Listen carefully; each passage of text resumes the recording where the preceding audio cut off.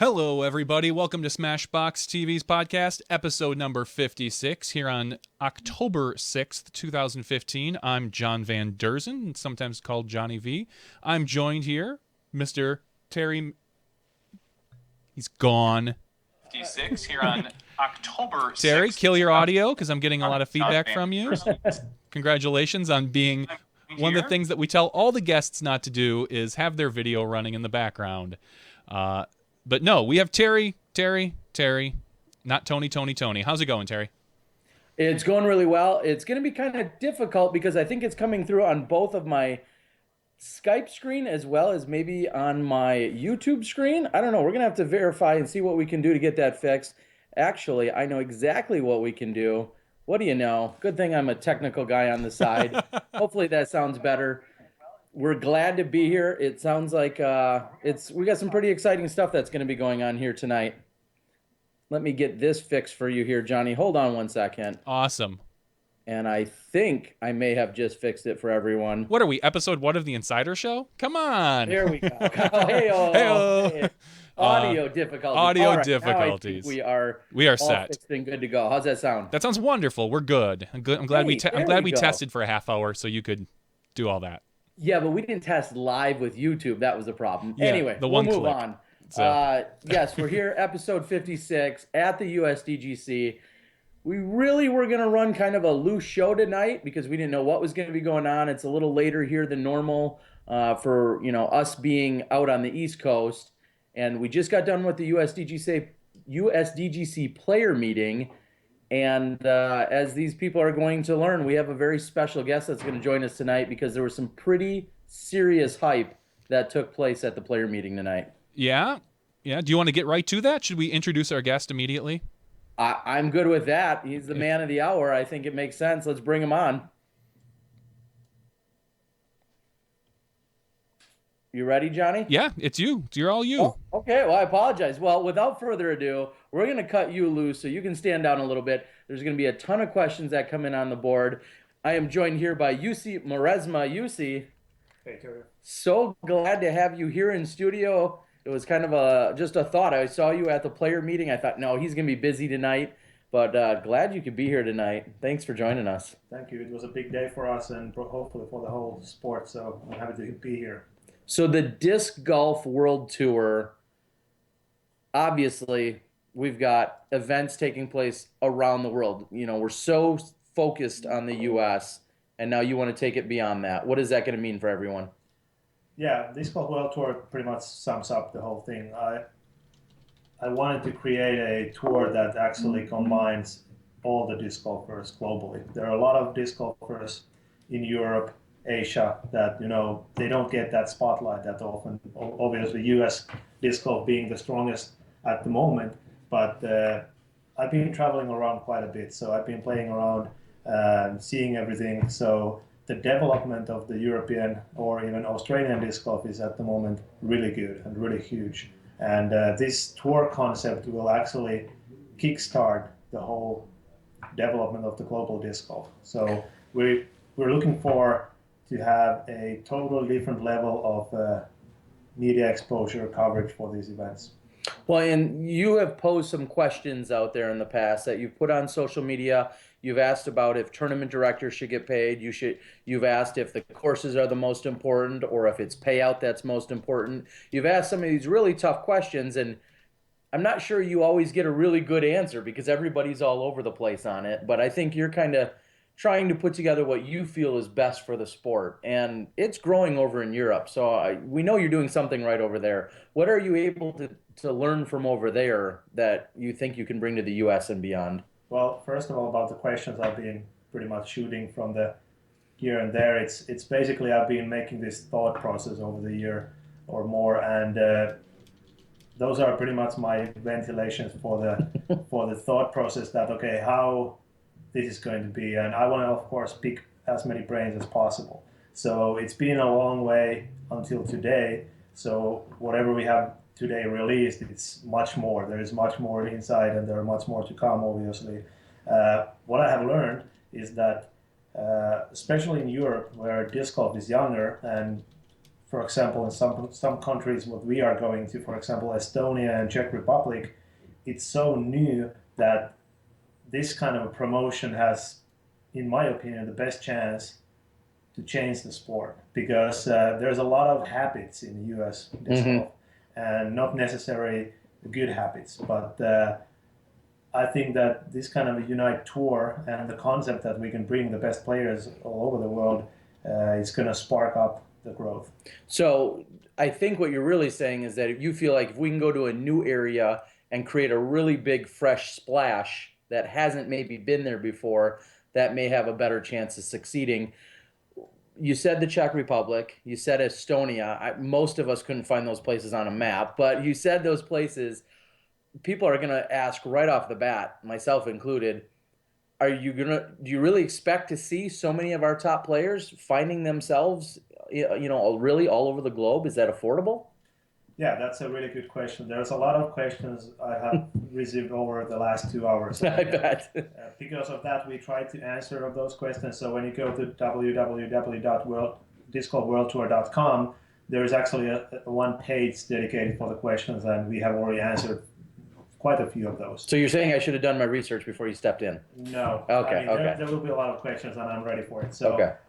Yes, disc golf has a greater potential that is currently, having. I think we all agree for it. And it's hard. I mean, especially when making an announcement here in the U.S. and disc golf scene is pretty U.S. centralized.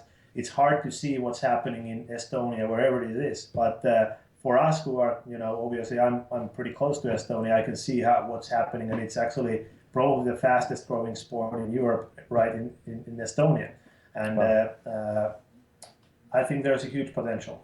And the interest, I mean, if we go with this sort of a promotion and we have, not all, but handful of top professionals, they're going to enjoy a totally different level of, fans and exposure. So what we can expect, especially for the European events, is the national TV coverage or national TV, recognition on those events.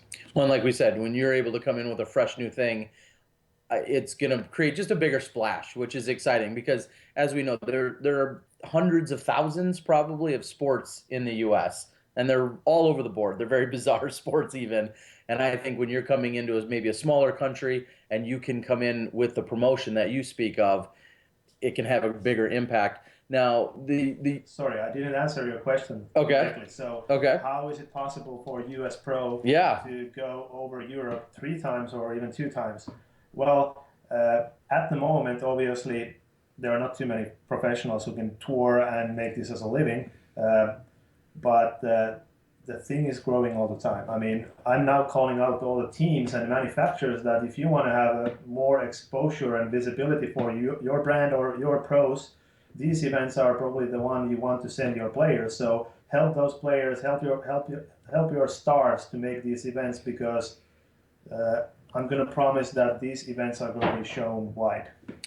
And that's exactly what some of the questions, we are so glad and happy that we always have people live on the board. That's one of the advantages to chiming in when you're watching us on our live show versus the podcast. People are talking about just that. They're saying, are the sponsors going to help get the players there? And that's a really interesting perspective, because we think about a Will Schustrick. We'll just make up a name. A Will Schustrick. He goes to a tournament, he can thank Prodigy, his sponsor, and and it's all those people that are at the tournament. A lot of people already maybe know he throws Prodigy and he's sponsored by Prodigy. But if a Will Schustrick goes over to the other side of the pond or goes to some other country, that's going to provide that much more exposure that maybe he wouldn't be getting. So maybe the advertising dollar or the sponsorship dollar can actually stretch further when you go across the country. Exactly, and for example, this year what Prodigy made, we had a big tournament, European Open, and Prodigy Europe made a really good promotional job inviting those players like week 2 before the event and making a promotional tours, which actually obviously helps their brand. So we need to be more innovative rather than just, pay the flight and say, hey, good luck. We need to be more innovative for these kind of promotions, and I think the time has come. Now, and thinking of promotions and whatnot, even here at the USDGC, we just saw Team Innova, for instance, Ken Climo, Philo, a couple of those gentlemen.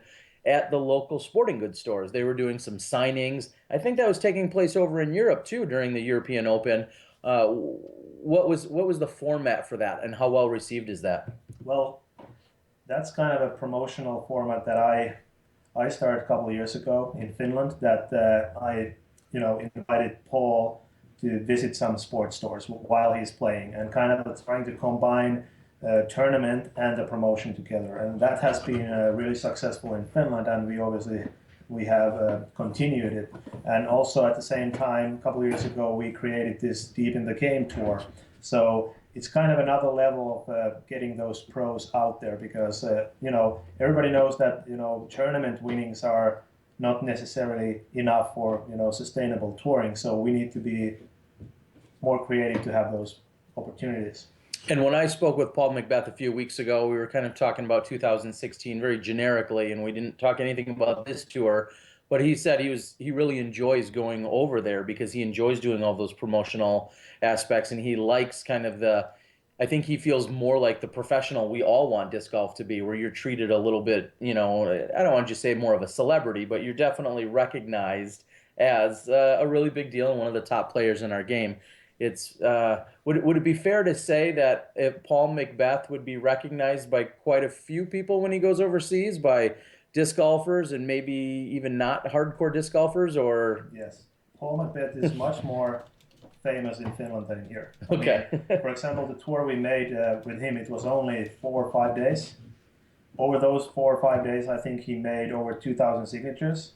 And there were, we had McBee's Challenge in Jyväskylä, which is in the central Finland, and it was just the McBee's Challenge as a one round, obviously sold out. But that was what actually blew my mind. There were 300 people to watch Paul play. Wow! So it's kind of of course, people want to have that. So hopefully we can get Paul back, and we can give this opportunity for as many fans as possible.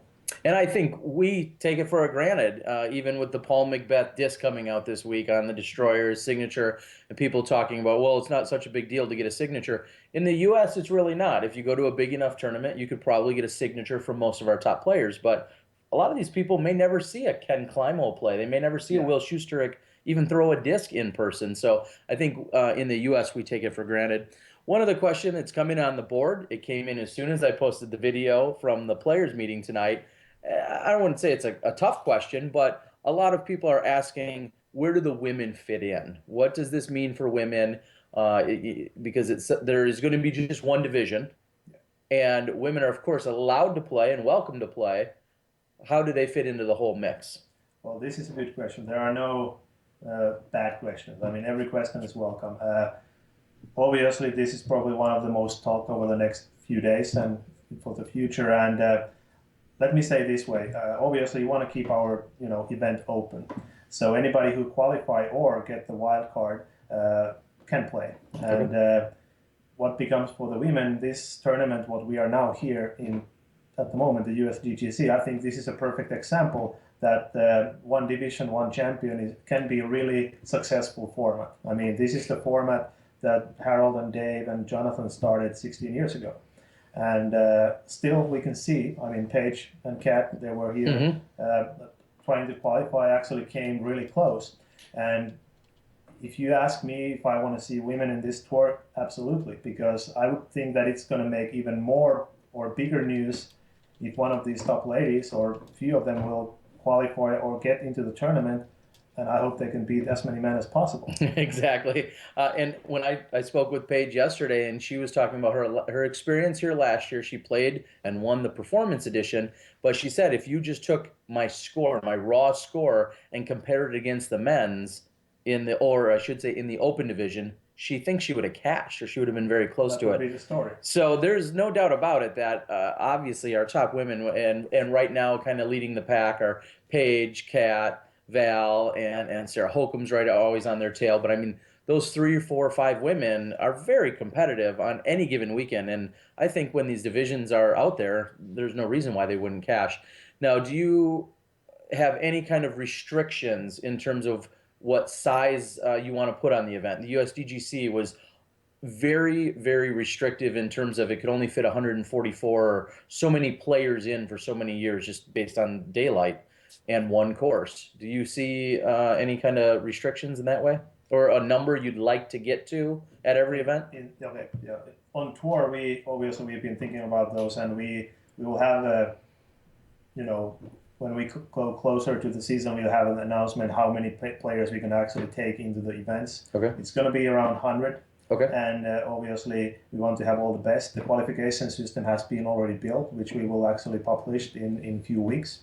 And people have already qualified with the points that they can get into this tour and do the event. So, but I don't want to go there now because I want to have it like everything wrapped and sealed.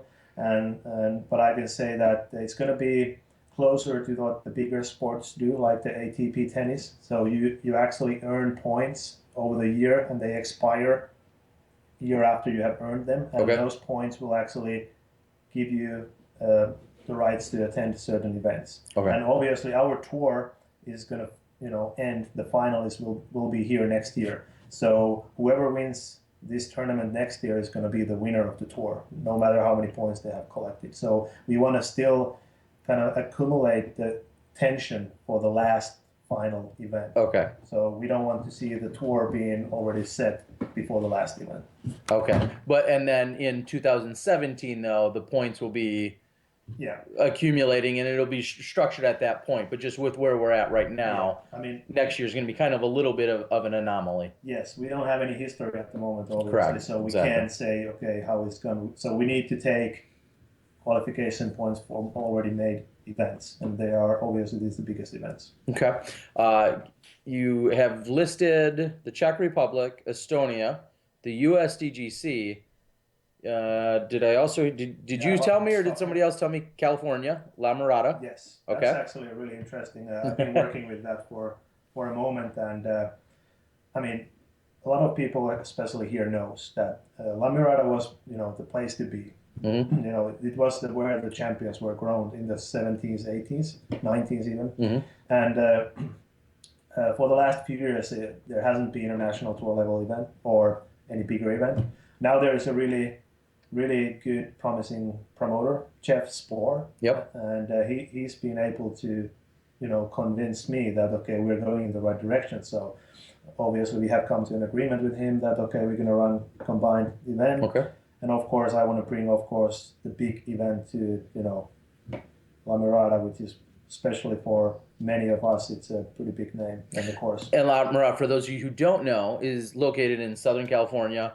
And as you said, so much history and champions. People like Dave Dunapace, I think when he wants to test some discs, sometimes he even just drives over to La Mirada and throws some discs out on that course. So it's definitely a very popular place, and like you said, a lot of history and a lot of good things that have come from there. And there's so many questions that come in on the board, and ironically, most of these we appreciate they keep coming in with them. Most of them I've either thought of or already read, but PDGA is an easy one to ask next. Are they related to the PDGA? Are they sanctioned by the PDGA? Are we going to see PDGA rules? Kind of just give us that whole stream of answers that I'm sure you're thinking. Yeah. So few of our events are already sanctioned. I mean, PDGA published the major and national tour schedule a week ago. Okay. And USDGC and the European Masters are major events in their schedule. The rest of the events, what we are planning, are not scheduled in their, calendar yet, but we are currently making negotiations. So I've obviously approached PDGA early, months ago, with this project, and things are, of course, moving a little slower on their end because we are making decisions with a pretty small group. Sure. And I'm waiting for that we can, announce something in the next couple of weeks. Okay, so some already are currently PDGA sanctioned events, yes, and some of them moving forward may or may not be. Yeah. Okay. I mean, our tour is not built on any other organization, so we have to work with our own rules and regulations. Obviously, we're gonna play with the PDGA rules, with the PDGA sanctioned, approved discs and targets and stuff like that. So we're not going to do anything crazy. We want to be, of course, as easy what becomes to the rules and stuff. But things like this, that when, this is a commercial promotion. This is a commercial tour, and we want kind of take a control of our own. So of Okay. course that requires more time when we are then negotiating with the non-profit organization. Certainly, and then that leads me to a couple other questions that I've also already seen. Yes or no on smaller baskets? No. So not smaller baskets, regular baskets No. that we see everywhere else. Okay. And then that also leads to, as you just said, commercial tour. This is a pretty big endeavor. You obviously have your ties with Discmania, clearly, as well as Innova and Spin in the last few years, which is very much in conjunction with Innova. Is this going to be an Innova only situation? Yeah, that's a question that quite many has asked already, and we own the tour, and we meaning the Spin 18. Spin Okay. 18 was established earlier this year. It's based in Helsinki, and it's not tied up with any manufacturer at the moment. But obviously, I have gone through a discussion with Innova with this. I went first to them, obviously, because they are the heart and soul, in my opinion, in this sport. And we have come to an agreement. So if you go to our website or if you see our videos, they are involved. And but it doesn't mean that it's going to be completely exclusive by any others. We are still looking for events for our 2016 and 17 seasons. And what becomes after 2017 obviously is wide open at the moment. Innova is a big supporter of the sport. I wanted to get them involved, and they are with us at the moment. And just last week here on Smashbox, we were talking about how we saw you. You had a meeting with Jeremy Rusko. Some people were speculating what that really meant. And it seems like as you're talking to various promoters really around the country, do you feel like there's anyone that has jumped out, anyone else that's maybe looking to be that final event? I mean, because if you have 3 in the U.S., you've got the USDGC and then La Mirada. Is there been another one that's finalized or not yet? No, we are going to actually put out the bidding package and process in November, and so far I have got 3 contacts today about the 3rd event. So we'll see. People are probably, now that you've announced it, yeah. do you feel like there's a little extra, people are really excited and they want to be on board? Of course, there is a lot of the details that comes into the events and stuff like that because we want to make them right. So evaluation process will take some time, but I really hope that we can announce the event at the end of November or December. Is there something specific, and I don't know if there's, countless TDs out there listening right now, but is there something specific that you feel like, well, maybe I'll ask it a different way. What are you looking for at these events? What kind of setup or design, whether it's the course or the history of the person or whatever, what are you looking for in an event that will fit into your tour? Well, look at the USDGC, European Open, La Mirada as a course or venue. We are looking something which is quality, not quantity. Okay. And we are looking for, obviously, a history. I mean, totally fresh new events are kind of difficult to fit into the schedule.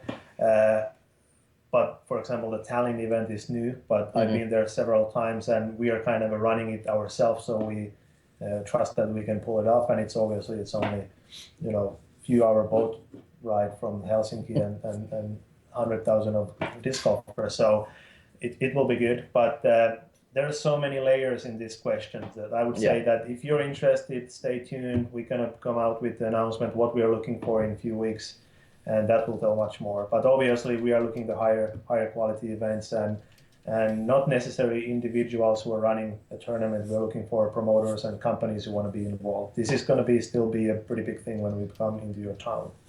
And then one of the other thoughts was, you're certainly not out to conflict with the national tour or any other major events that are taking place, because we're going to see a lot of the players that are going to say, well, I'm not interested in maybe necessarily traveling, a few thousand miles. I'm going to go to my national tour that's, 3 hours away. With your scheduling, how is that going to fit?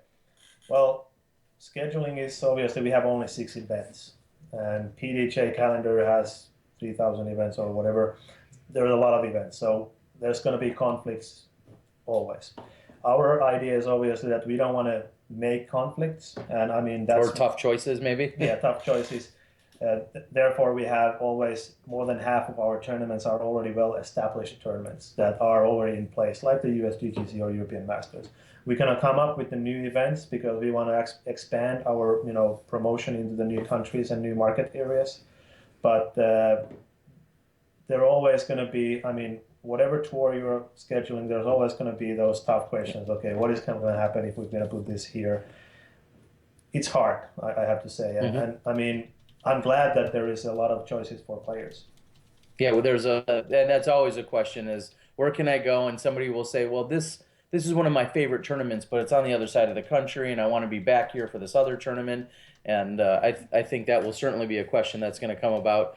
PDGA rated rounds, or are you guys going to be kind of working on some of your own? Because the PDGA ratings are clearly very important to so many players. I would say it's one of the #1 assets of being a PDGA member. But there's always people looking to tweak it or possibly have their own. Is that something the World Tour will need or want? Well, this is an easy question. We're not looking for ratings necessarily. Okay. The World Tour will actually announce a new statistical system called disc golf metrics. We're actually having the disc golf metrics here in the USDGC also. Okay. The Insider Show already in European Open had a little bit more statistics. We're going to actually do more this time in here, and it's going to be standardized by the World Tour starts. So people who want to, follow World Tour events, they can follow their favorite players, green hits or putting percentage or all that stats that haven't been available for the sport. So I'm pretty sure that people will find it really interesting to see how many green hits that guy made, or how putts many inside the circle, how many misses he made, because that is actually an information that I would like to have when I was competing, because I knew that I was a great driver, but my putting was off. So I just would like to have seen that, okay, I was the 78th best putter in this, and I still finished top 10. So I would need to work with my putting even more. And that's kind of a statistical service we want to bring to the fans and the players. So not necessarily the ratings. If we are PDGA affiliated tournaments, the ratings will automatically come. So that's another thing. And it reminds me somewhat of Chuck Kennedy, who we all know has a lot of ideas. Chuck Kennedy, I believe it was 2007, had the stats, I think they were called, and that stood for something, or P-Stats or something along those lines. And I remember playing around at the International Disc Golf Center, and on my own card, I was noting, did I miss fairway left or right, or did I hit the fairway? Did I miss or make a putt inside the circle?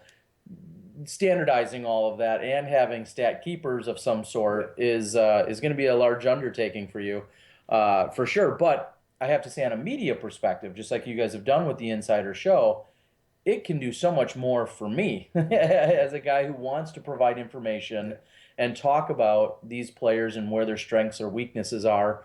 And just to know, oh yeah, this guy has only missed 2 putts inside the circle in the last, 6 rounds. Like, those are really amazing things that could be provided.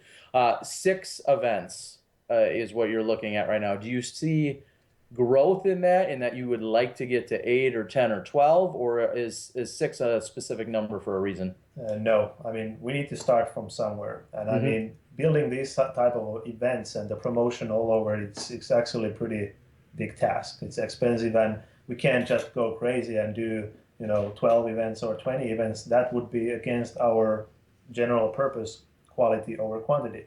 But we have a 5-year plan in this tour. We have a 2-year dedication for our main partners and main people. So you can see over the next 5 years that we're going to extend this tour over maybe 12 big events. Okay. And that could be a good type tour for the Disc Golf World Tour. And our fans, our Smashies out there, thank you guys, want to know, is there live coverage, recorded coverage? And I know there's going to be some limitations on all of that, just as there is already, but do you have a specific media plan right now?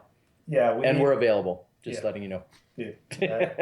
That's why you're here. Okay. You're training. Okay, I'm training. Good. Well, we like the sound of that. So, yeah, we have plans, obviously. We don't want to go out with the plans at the moment because I've noticed that over the last 6 months, when we've been building this concept, so many things has changed. And I mean, changed in the better way. So I don't want to go out and say now that, okay, we're going to have this thing, and eventually, something else happens. Sure.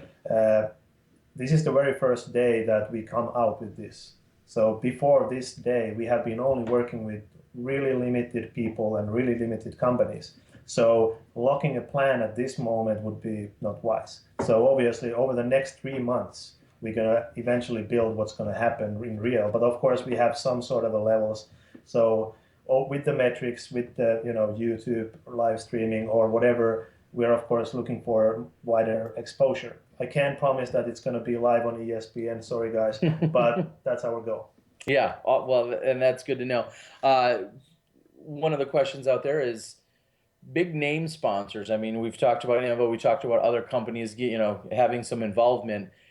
I've got to assume you're hoping to go out and offer this to Fortune 500 companies and beyond? Yes, that's part of our 5-year plan. I mean, we wouldn't do this, or we wouldn't put that much time if we would only aim for the insider sport. I mean, everything you see and you will feel, it's made that, okay, it's easier to Coca-Cola to take apart. I mean, these stats and everything, there is a meaning of that. Mm-hmm. And of course, there's a need for that. But, as said, this is the first day we come out and the press release is currently being distributed. So this is the kind of a starting line for our, partner sales. Of course, we wanted to secure a couple of partners like Innova and Disc Golf Park that we know that, okay, this is happening, this is possible. So for example, from tomorrow morning, Eastern time, 8:30, we're going to launch our first fundraiser of the tour, the Swirly Star V-Rock 3, and it's only available at the USDGC Pro Shop. Okay. So obviously these kind of partnerships will help us to kick off the tour, but I would say the next 3 to 6 months, we can hopefully announce much more. I just keep thinking of so many different things. What would you say has been the most, I'll say, challenging up into this point? You're very driven, and I know you know golf, promoting golf. What was the biggest obstacle thus far for you? For the tour or just for developing this tour? And for yourself, I know you're a family man and you're away and you've been traveling, all that stuff as well. But for developing the tour, where do you feel like you needed to get over, a specific obstacle? Personally, I would say that it's because we have planned a lot of things. We are pretty far away with the plans and actually also negotiations with some partners. The biggest problem has been just to hold things, because I know that this is going to just speed up, and so far the last 12 months has been pretty crazy for me. Okay. I've been able to make some arrangements when it comes to my other companies, so I can give more time for this. So that has been probably a challenge. Obviously traveling, I have a family back home and 3 kids, so it's tough. And but my closest people, they know that what's going on. This is it. So this is my, final dedication for the sport. So I don't have any specific problem or issue. It's more like this. I'm so eager to go. And now I see your post. I see you make some really inspiring, sometimes really intriguing, different communications out there. When you talk about your team and your staff and your people, how many people are we talking? Yeah, my goal is to employ 100 people by 2020, and I'm now 25% of that. So you have 75 right now? No. Or 25 of that, you said? Okay. Yeah. So okay. We are currently somewhere 25, yes, and we're growing pretty fast. As all companies that we manage, but obviously this Spin 18 is only 4 persons. Okay. But it's a lot of persons who are dedicated to work for disc golf, and I want to find every one of them who are willing to work for us. Do you feel that it's is it kind of obvious who can be involved with disc golf on a professional level? Because a lot of people, and we had 100 and some people just watching right now, 114 of them would say, I'd love to work for disc golf. I'd love to be in disc golf. A lot of people say that, but it's real work. Yeah. What you and I do in different ways. When you really work in disc golf, hopefully you're doing good, focused, specific tasks and things, and it's real work. It's, you don't get to go and throw frisbees all day. You've retired from that even. I would say it's more than work. I woke up 6:30 today, and now it's 10:30. So Yeah. it's not work, it's lifestyle for most. Mm-hmm. But yeah, I get a lot of applications almost daily. Somebody contacts and okay, I want to work for you. But yeah, it's really hard. I would like to, my work is to give actually opportunities. This is an opportunity for many people. I mean, if you can't work for me, okay, work your ass off to be there and make your success. And this is the biggest opportunity I have been able to give anybody. And obviously, I want to create my own opportunities. And employing a motivated, talented people is one good way to do it. Speaking of you no longer playing that much and retiring from professional playing, do you miss it? No, because when I retired earlier this year, that was actually during the major competition when my dad actually got really sick. Mm-hmm. So that was kind of I would say, pretty easy way to retire, because in that way, when one of your family members is in trouble, you don't want to do anything else but help him, and then you kind of easily realize that okay, what is more important. And I was kind of the last 2 years I played, I was more like, when I was leaving to the tournament to play, I said to my wife many times that I want to leave. I mean, I want to stay here, but obviously I have a lot of responsibilities outside the tournament. But that moment in Australia kind of stuck me that, okay, this is it. And I was so relieved after that decision the next day that after that I've been feeling really well, because it's past now. I don't need to think about that. And now I can concentrate more to these kind of things, and I hopefully can inspire somebody else. Well, not to quit, but play. So now that we won't know the answer, I can ask even better. If you could have dedicated to being a full-time professional, like you talk about Paul McBeth, who is dedicated, truly dedicated to being a full-time professional, and a Will Schustrick, who's truly dedicated to just being the top golfer he can possibly be. If you had that kind of time or availability 10 years ago, could you be beating them? Well, I had that opportunity 10 years ago. Okay. And here I am. So okay. I would say that it's a speculation.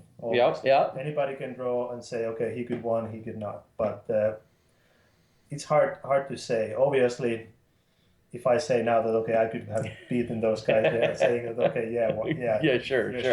But, I didn't have that much drive to be only a player ever. I mean, I wanted to be involved and play. I enjoyed having a competition. And I think I had a really good challenge, because every tournament was a challenge to me. I mean, as not preparing that much or not training that much. So I think I was the best player I could be. And I'll say I would, with that explanation, I'd almost compare you to like a Steve Rico, who very solid, shows up every single weekend, always a contender, but in the back of your mind, you were running a business, you were doing some work, you were doing other things, and it wasn't as dedicated as possibly you could have been.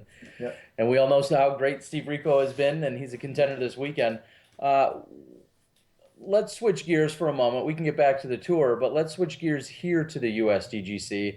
There's very exciting things going on. We see Will Schustrick going for his 4th title, and we know that obviously Kenny has 5. Schustrick going for the 2nd most at 4. We see Paul McBeth going for this, what we're all deeming the Grand Slam and winning all of the majors. What do you think of the action that's unfolding this week, and what do you see coming down the line this week? Well, I would say the last 2 years, this tournament, the World's European tournaments, they have been always really tight. I mean, they're like down the last hole or even sudden death.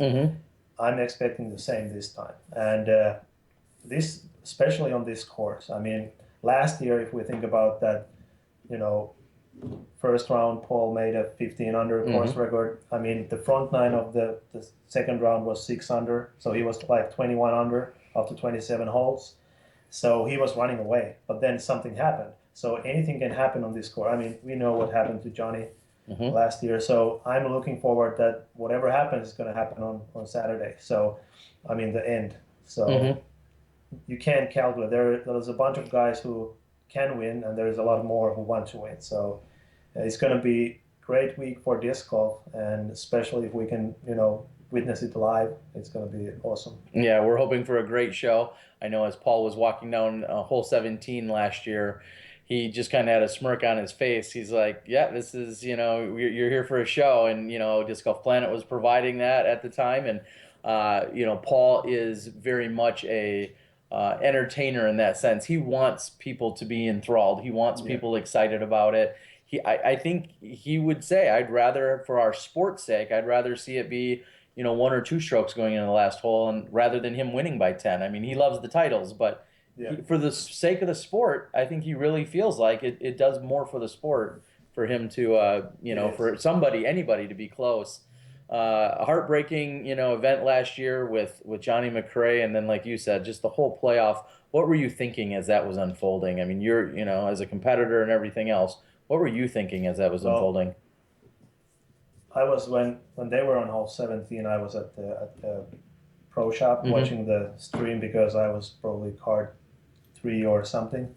So I was just about to finish my round, and I was looking that he's up by 4 or something like that. Okay, so is this it? And then he was starting to prepare, and he was going for it, and it was nuts. I mean, I had to just immediately when he finished and cut landed, I walked down there and was witnessing it.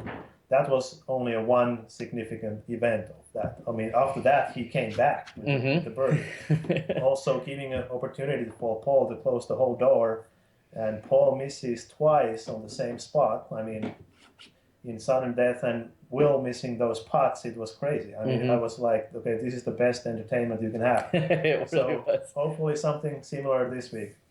And speaking of entertainment, your friend, and I don't know what the term is for, you're the mentor, we'll say, very much of Simon Lizotte. There's an entertaining character right there, is he not? Yeah, he is. I mean, he's absolutely fun. And, I've known this guy from pretty long time. I mean, he was a long-haired, short guy, really active. And obviously by that time, nobody knew outside Germany who he was. And suddenly this guy grows, cuts his hair, and comes like, okay, who is this guy? And then I remember playing one of the German championships events like maybe 4 years ago.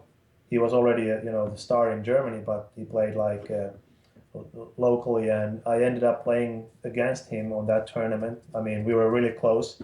So one of us was leading by the time, and on the final hole there was like a huge par 4 hole, which he almost parked and made the putt for an eagle and run away from me. And I was like, okay, this guy is going to be really good because he doesn't have any breaks. But of course, that later on has kind of showed that you need to think at some holes, and what he actually did at the Ledgestone. So, and I was just going to ask that, how proud of him were you at that moment when you got to see all of that happening?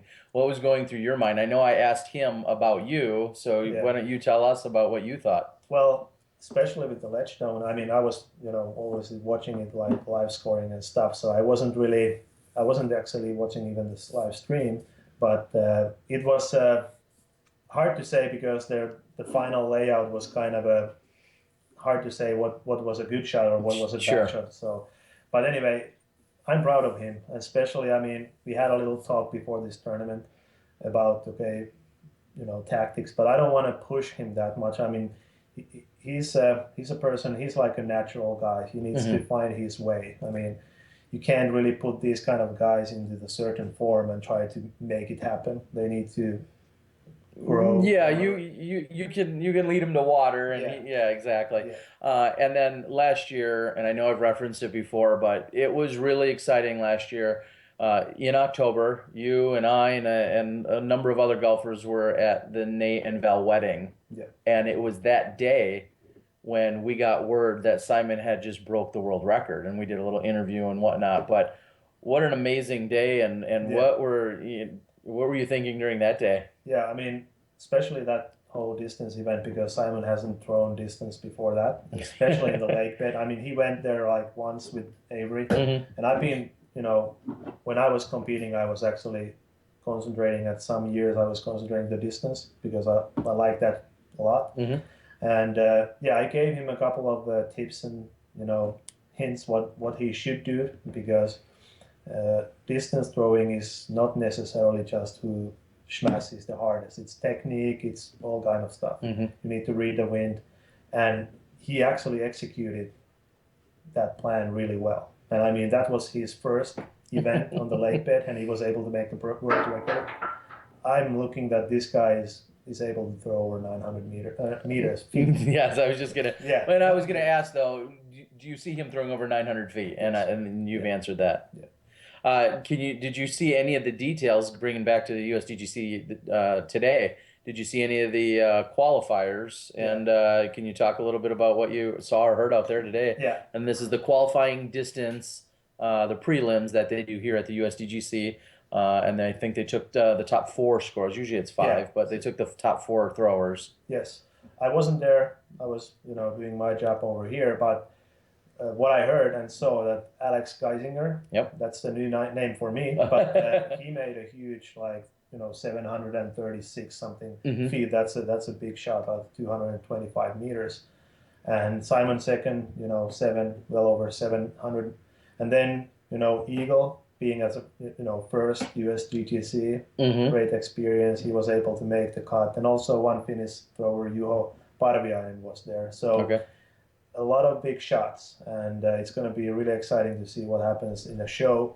And I remember trying to qualify, and actually I did qualify a few times for this lake toss, and I think we were like 100 or 50 feet less the qualification. Sure. So those kids are throwing far. Yeah, when you're throwing over 700 feet, just to, as a qualifier, and Alex had said he had hit a tree way out there. He thinks he would, he could have gone even further, but he hit one of the trees that's, we'll say, still in the fairway, but 700-800 feet away or whatever it was. It was pretty amazing. Alex has been on our show. Alex is from Minnesota. He's played some golf with Kale, and he's only a few years into disc golf.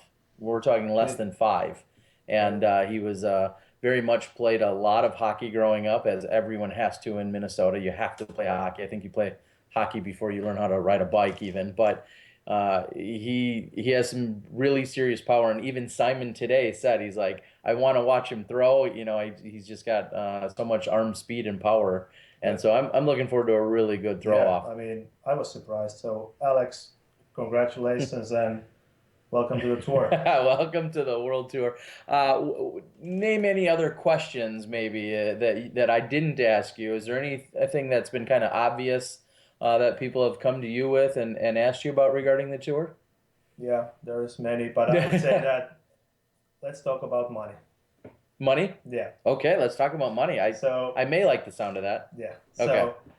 So there's going to be a lot of questions and already being questions asked. Okay, how much people will get from this? Okay, I'll tell you honestly that this tour is not built to pay more athletes or players immediately, because I think one of the biggest problem in disc golf over the last 40 years since Ed Hedrick made the target invention is being that most of the money that we bring into the tournaments are actually rerouted back to the players. I mean, payback 70%, 100%, whatever. That's fine. I mean, I've grown into the country where you go and play for anything else but the money, and I don't just say, I've never selected my tournaments because I want to go there because I can win some money. It's more like that I want to play good course, great event, have a competition and win, or have a feeling that I have achieved something. This doesn't mean that we are not giving out money, but we are not concentrating to collect money for the players. We are concentrating to put that money for the better promotion and production for the sport and the whole tour.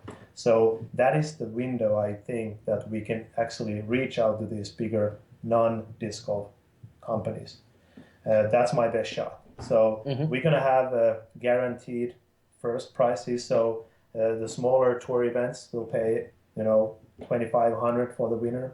The European Open level will pay 5,000, and this USDGC will be 10,000. So we are not concentrating to gather money for the players, but we hopefully will get that dealed out after year 2. Well, and I know that was one of your questions earlier in the year was, what is better to see, more payout for the players, or are we trying to see, tournaments getting paid or TDs getting paid, and just what is really truly helping grow the sport more? And I think that's a great way to word it. Is there anything else that I guess when thinking of money, I'm thinking about travel expenses, and I know we talked about sponsors, but I guess I'm trying to think of how people will structure it when they go overseas, for instance. Do you see it as being, is it going to be timed in that there's going to be a tour of maybe a few events that they can play? Maybe they're not all on the world tour, but do you see a player going over there and saying, okay, yeah, there's a world tour here, and 4 weeks later there's another one, so I'm going to stay and play other stuff between, like they would do in the US? Yeah, absolutely. I mean, Europe is having more and more bigger events every year. So obviously when we have a World Tour event in Czech Republic, there might be another tournaments who wants to be involved with that closely. Okay. And also, yet again, I mean, this is only for the highest level of players. So I'm not looking forward that all the national tour players from here would suddenly go to Europe and play. Of course, that would be good if we could have more American players over there, but what I really care is that I want to care what's happening there locally or nationally, because that's the most impact that we can do. I mean, obviously a tournament in the other side of the world is not going to benefit, Rock Hill area as a business. So we need to think about that. This is kind of our best effort to grow the sport in the emerging countries. Of course, US market is our biggest market in disc golf. That's why half of the tournaments are in this one country, not spread out the other countries. And in the future, when the tour grows, we're going to have more tournaments in US too. But at this moment, I want to be kind of equal between the Europe and US to give these opportunities for countries and players. So we are probably going to have another big announcement in a few days that will help you to designate what's going on with the tour and who's going to play on it. Okay. And earlier you spoke of Paul McBeth being a celebrity, for instance, Will Shoestrike, all of our bigger names being very celebrity-like over there. Do you think that they'll have the same reception and they'll be helped like they kind of are in the US? So, for instance, when Steve Rico rolls into town, we'll throw up a name, or a Nico LaCastro or any of these players, they can say, oh, I'm going to be in Rock Hill for a week. There's 10 or 20 homes that open themselves up and say, hey, we'd love to have you. Come stay here for a week with us. Do you feel like maybe some of the traveling and some of the expenses might be helped out? Are they going to be treated the same over there? Yeah, I think, if I look at the European Open, for example, a lot of Americans got, good treatment from the local players, and I think there is no sense why it wouldn't be like that. But at the same time, I really would like to get actually a step beyond that we are not actually traveling and sleeping on other people's couches. Sure. So I think we need to be in the level that we have a accommodation partner, we have an airline partner, we have a this and that. So I like those gatherings and I like that people are, friendly, but at the same time, these guys are making to do the business. When I was playing tournaments, I actually rather went to the hotel. The reason is that when you're concentrating your work, playing disc golf, you're spending your time at the course, then you go to somebody's house, and then which is your fan. So you're going to continue the discussion, and I don't want to be rude for people and say, hey, I want to get my privacy. Leave me alone. Yeah, so it's kind of it's going to be 24/7 if you're staying at somebody's house.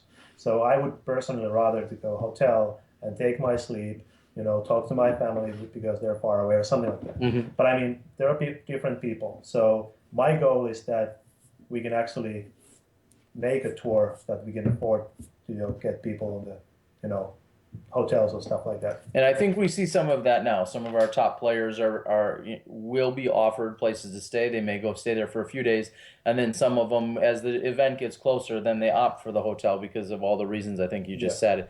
It makes a lot more sense, and it does. It makes us all look a little bit more professional.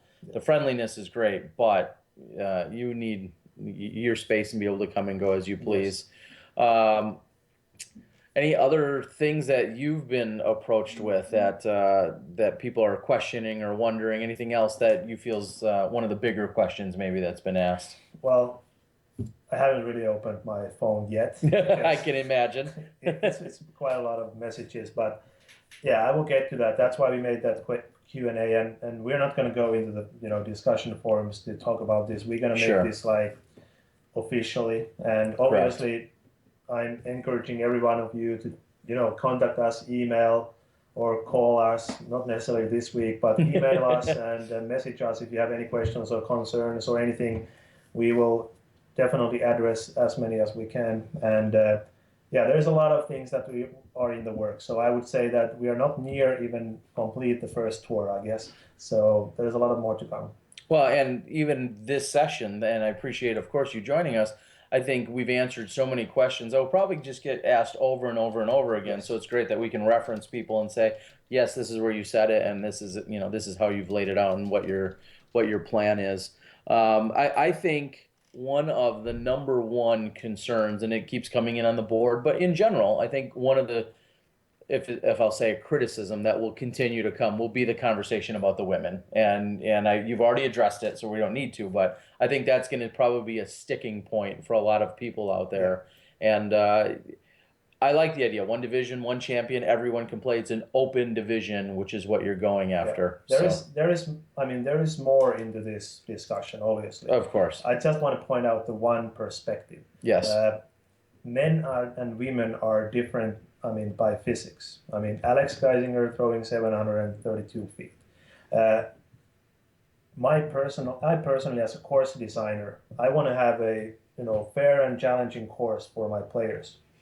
Obviously, like in ball golf, PGA Tour, they have separate tours for men and women. They're teeing off different tee paths because of this fact. It would be really hard to design a course with one set of tees that is as challenging for the women than they are men as they play together. So that's just a topic and kind of a thing that also, 96% of our, player base is men. So the talent pool is totally different, of course. I would love to see, that number change 50-50 and then totally open discussion. So it's not related to the tour, but you are one of the most prolific promoters out there. So I'll give you a real quick one. It's not so quick, but how do we get more women to play? Well, it's a tough question. It is. And one thing that one of my friend and my employee at the moment said, Juho Rantalaiho, he has run a local women's leagues or women distance or driving schools. And one thing that I actually stuck to me, what he said earlier, a couple of years ago, that one reason why the women don't want to play disc golf when they go, typically women, they go play, are their boyfriends that are taking their. Sure. So the boyfriend always into the disc golf throws 300 plus feet when she's going to throw 50 feet. So it's going to be so big different that she doesn't want to do it again. So we need to, and that's because they are comparing themselves to the men.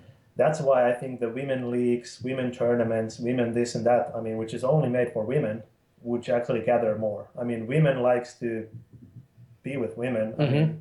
They go to the gym together, they go to the things together. Men are more like, I want to do it this myself or with my two buddies. Sure. So I would say one thing that we should do more is to create more only women events, whatever it is, because then they can feel that they are, with this some certain group of people, not the oddball that everybody needs to wait. Correct, and there's some of the inhibitions and some of the defenses that might be there, as you're saying, I think are broken down. And I've been around some women's only tournaments, and I know a lot of great women ambassadors for disc golf, and the amount of fun that they have when they're together with a bunch of other women, They have more fun than they have way more fun. They have way more fun, and I've run a few of the women's global events for that exact reason. I love having them all, and just they have so much more fun than I think than the men. So I agree with you. I think we should see more women's only tournaments for that reason. I think one of the reasons why the women's division question will continually come up is because most of our top women are either married and or dating a lot of our top men. Whether it's Nate and Val and so on and so forth, a lot of them, and Kat and Paul come to mind, so on and so forth. So I think that's where that conversation will continue to evolve, because usually when you see Don Smith, you see Sarah Holcomb, and Yeah, and so I think that's why. That's a one kind of good point. The divisions in general. I mean, how many divisions PDGA have? 193. Yeah, I mean, not too many people can even say is it 11 or 12 or 20. So having an event with multiple divisions, if I'm thinking of media perspective, and I need to make a report for the local CN2 news, and I need to list all top 3 players. Sure. I mean, it's not gonna happen. So Yes. Contracting only the one division, like it's in all major sports. I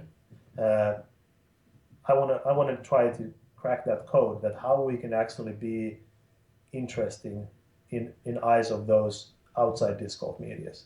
We get the attention. I mean, we definitely get the attention with anybody who is in disc golf.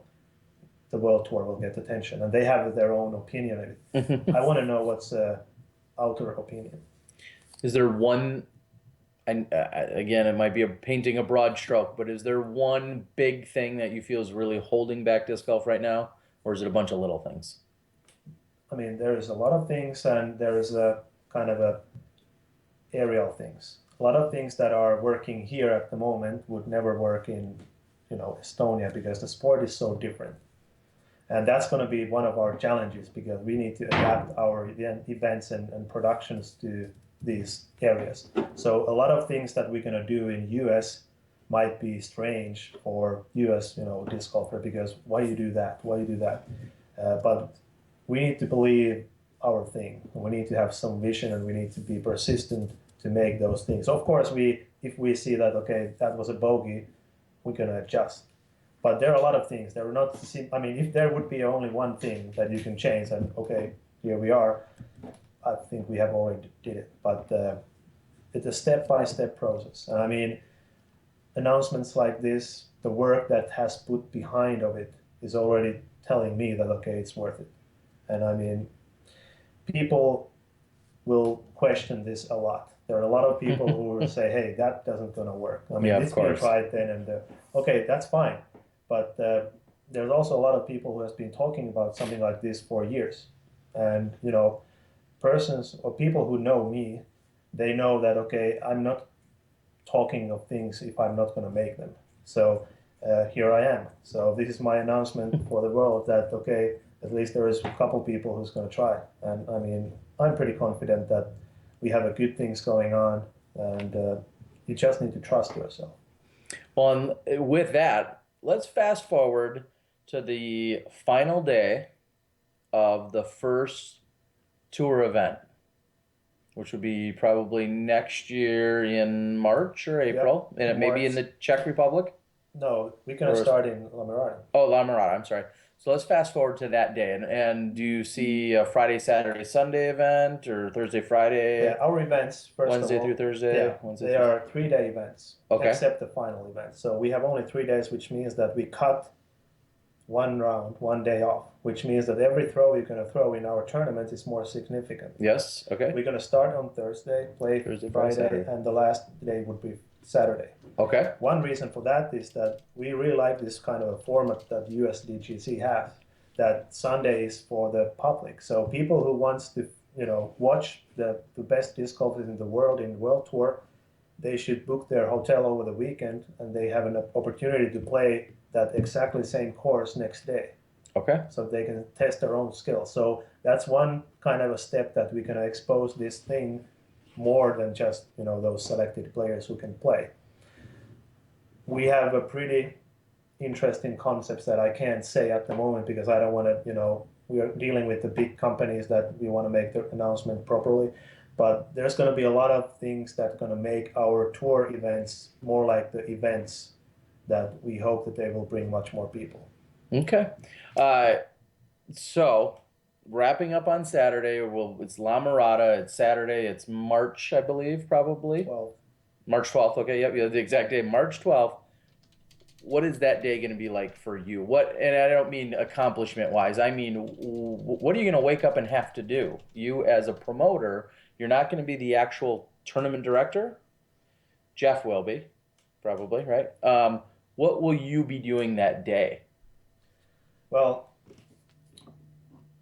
hard to say at this point, but I want to be involved. Probably something similar that I'm doing at the moment. I want to be available for the media, or I want to be available for our corporate partners or whoever they are. What becomes to the day, what I'm looking for is always a big event, big competition, a lot of interest around us, a lot of buzz happening. And I mean, we are in California in March. There are a lot of other pro tours, professional sports going on, hockey, basketball, so on. Hopefully not football. No, it's gone. No football. Okay. No, that'll finally be done. So yeah, I hope that we can make an impact. I mean, obviously, this whole sport was grown in California and born there and developed. Bevel Edge disc. I think that one of the very first discs that they ever designed, they flew there. Mm-hmm. So I'm kind of have a nostalgic moment of bringing things back there and maybe be part of the disc golf history when we launch. That makes perfect sense. And question, no cut? You plan on everybody playing, or is that getting more specific than we need to worry about? The details later. Okay, yeah. But like you said though, with probably 54 holes, I envision you want to have a consistent theme of 18-hole courses at all of these events to make them easy to understand, a little more traditional in that sense. And when people think about golf, but you're looking at ideally if you're good at least and playing well, you're probably going to play 54 holes on that weekend, and yeah, should be very exciting. So that is very exciting. Open floor. Anything else you want to share that's related to the tour or anything else? Well, I hope you enjoyed this podcast, and please check out discgolfworldtour.com. I don't mind if you share it on social media to get a little more attention, and stay tuned. There's going to be a lot of updates and announcements. So we have, as I said, we have 4 persons dedicated to build this thing over more and more. So we're going to be pretty active in the next couple of months. Well, and I think we've proven at Smashbox that we love everybody. We want the information. We want the news. We've worked with all the different companies and the tours, and the PDGA and non-PDGA and beyond. And I've got to say thank you so much, first of all, for joining. And secondly, please feel free to reach out anytime we can pass on a message or we can help make any news available to everyone out there. We have a great group of Smashies out there and beyond. We have a lot of people that listen while they're mowing their lawn or doing other stuff, and we're so glad that we can be part of this, and we look forward to it. Thank you, Terry. And I mean, this is just the one promotion of disc golf. There are a lot of local promotions you should take apart, make your own tours and tournaments. And yeah, we are in the USDGC, so the next 4 days, hardcore disc golf fans will get their dose of the disc golf. They're going to get plenty. And to recap, before I join back with Johnny V, some of the things to recap, you're going to be seeing this week, this huge collaboration working with Jamie and Spin and everyone else here. You're going to see recorded round coverage that's going to be in that short and compact version. We've got Joe Mez out here, Gomez him and his brother doing shorter recorded rounds. We've got the disc guy out here doing stuff. Chad Lefebvre is doing some photos that you're going to be seeing. There's just going to be stuff going on every single day. We've got the Insider Show every single night. That's going to be starting tomorrow night. And then, of course, we're going to be live looking at about 2 o'clock on Friday and Saturday to bring you the final round coverage. through Smashbox and through the Spin channel and the collaboration that we've worked on. So plenty of disc golf for you guys to consume this entire week. Absolutely. All right, UC, I'm going to let you go. I know you probably got more work to do. I have some. Or at least you can maybe go take a rest, I think, as you'd say, or take a sleep. So we enjoy it. Okay, good night, all the Smashbox shares from my side. All right, there you go. Thank you so much.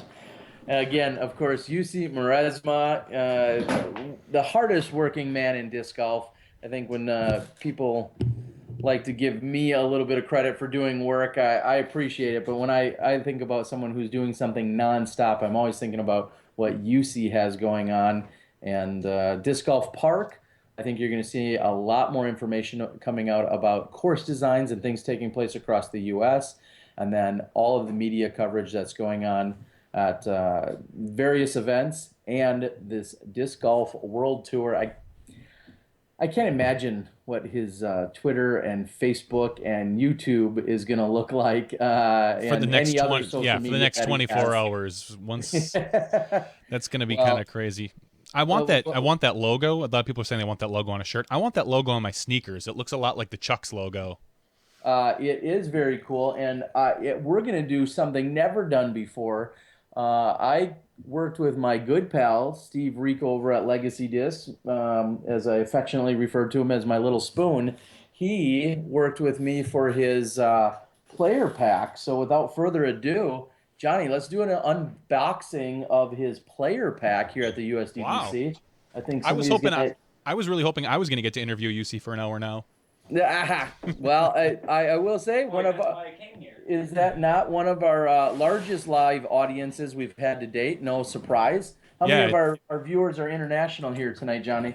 I can't see that right now. Those stats will come in later, but I know there's quite a few out there. So yeah. Well, just so happens that up for sale as a partial Smashbox fundraiser, I may be able to make available a Disc Golf World Tour shirt. I don't know if everyone can see that, but here it is. It's an extra large.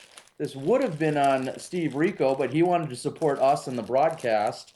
So this Disc Golf World Tour shirt, I think this is the proto run, as some would say.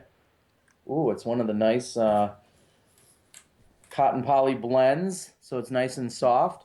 But there you go. You guys wanted it. Smashbox can provide it. We've got an extra large right here. Reach out. We'll take high bidder to help support the Smashbox endeavors. How can they do that? Should we make a post out on our Facebook and then maybe kind of run it like disc golf auctions, just $1 at a time or something?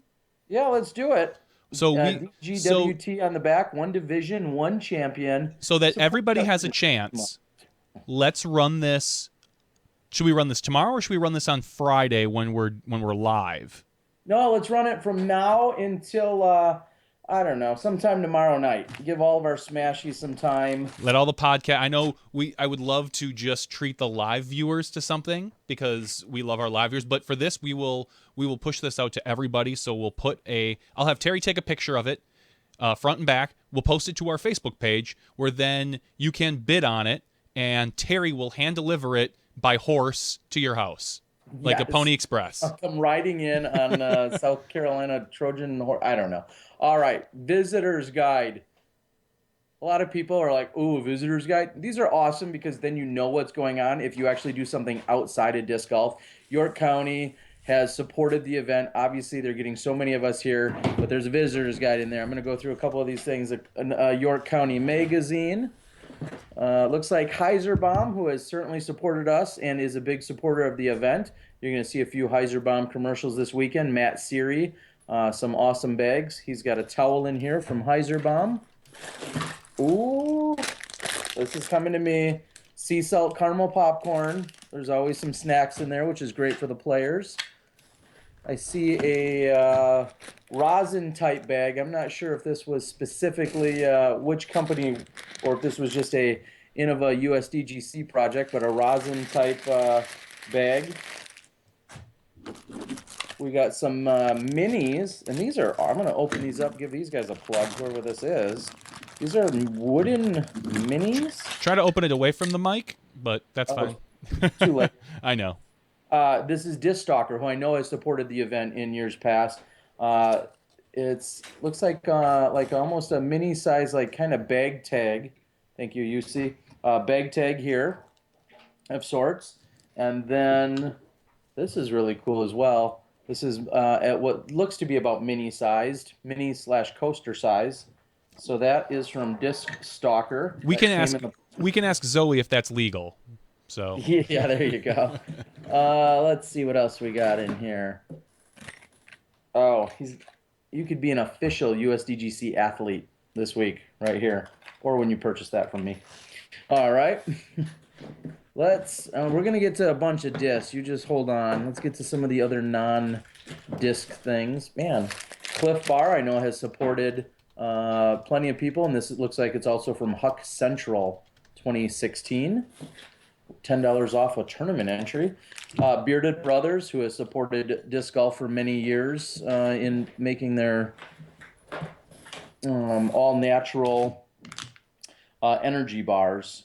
Organic, non-GMO, nut-free, raw, vegan, gluten, and soy-free. So what's in it? I was just going to say, the first joke would be, oh, it's probably taste-free. No, it's not. These are awesome. This one's an outrageous orange kale. I don't mean Lavisca. All right, Huck Lab patch. Looks like a free, some coupons for Sonic. I've got a... Let's see. Sisters welcomes all disc golf players and staff. Show your badge and get a discount on meal, wine, and beer over at Sisters. That's local.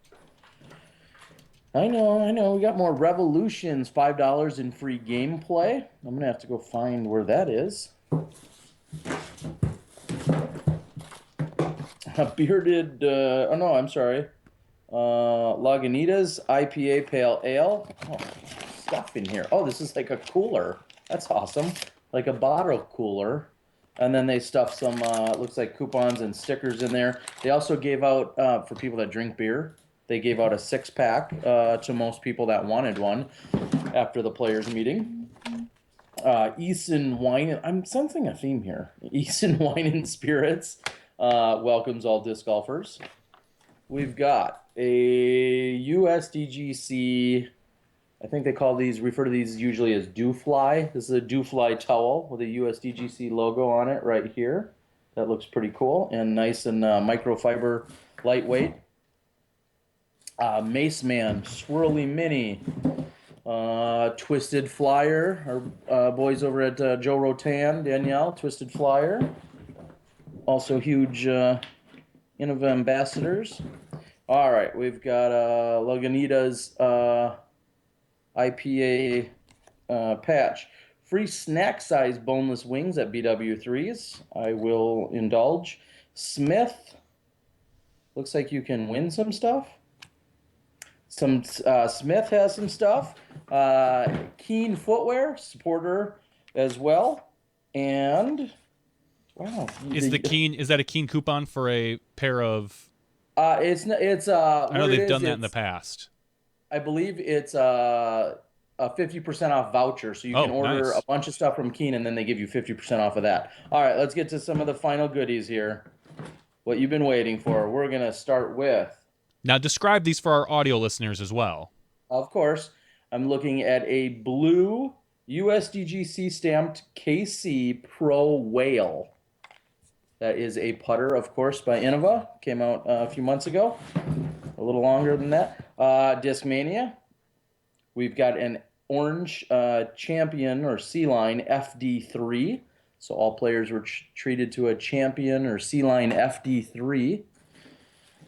And I believe these were in every single person's player pack, just so you know.